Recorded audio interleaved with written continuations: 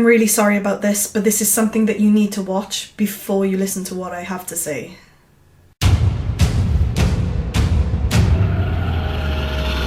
New characters.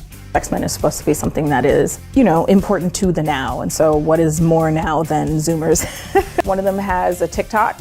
One of them has a fitness Insta. One of them is basically the moderator for the mutant subreddit. One of them is a cosplayer, and the other one makes mutant music. For so long, it's like the larger media in the X-Men universe is like, mutants are bad and like the X-Men are evil because they're mutants and blah, blah, blah. I'm like, what would Zoomers think of that? They would be like, no, they're great. Like, who are under 21 and subject to the laws that triggered the outlawed event.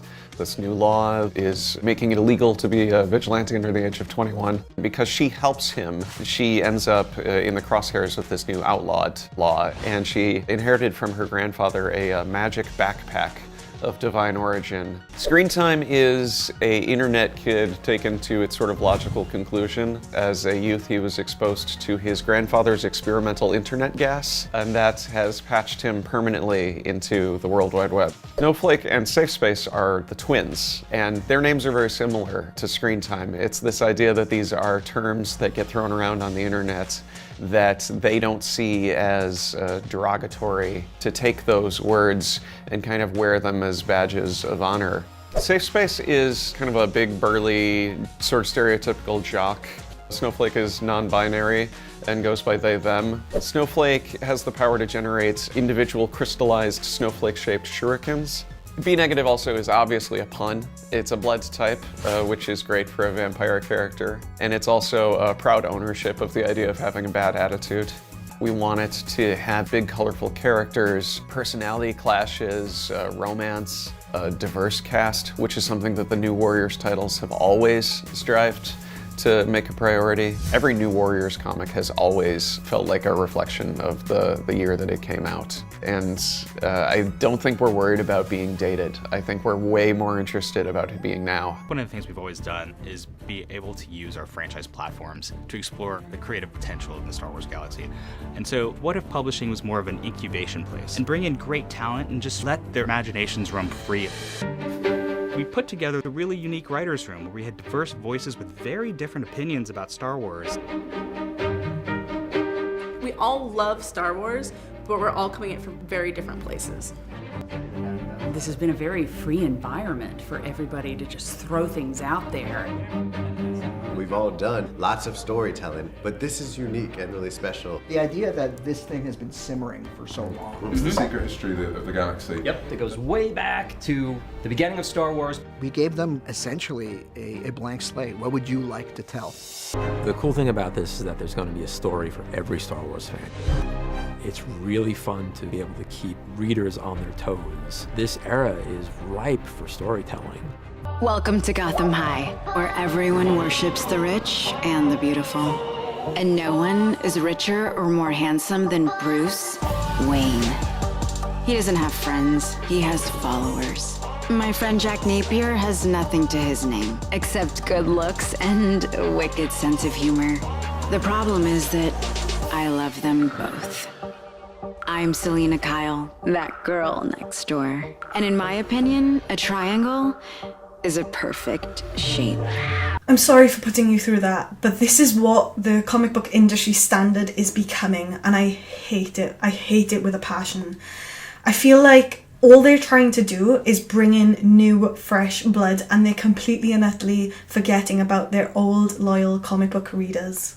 I feel like every comic book writer is trying to ram their political agenda down your throat, and it's all about equality and diversity and everything else that was written on the board in the Star Wars trailer.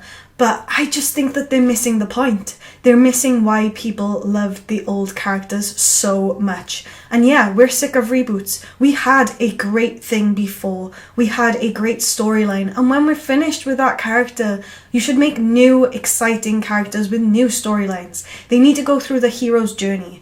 And not a single one of these new characters in any of the trailers have any hints of becoming a proper hero. A hero in my mind is somebody who takes the moral high ground and can be tempted back down because they're only human, but they go through that trial. They go through that hero's journey, and at the end of the day, they become a more likable, relatable character.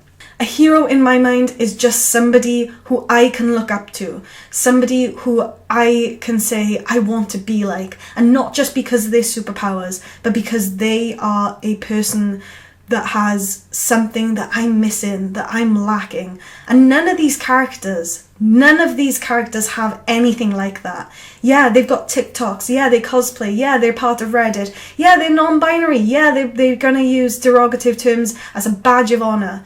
Like, no, that's not what being a hero is about in my mind. And the way that the comic book industry is carrying this means that they are pushing away older readers. The readers that have been there since the beginning. The readers that have supported them through the thick and thin. They're gradually just getting rid of all of that older audience just to get some new fresh blood. But the fresh blood isn't going to read their comics because they have nothing that they can relate to on a personal level. I don't care what race, religion, sex or gender a character is. I'm not saying we can't have non-binary characters or we can't have black characters or Chinese characters. I literally don't care.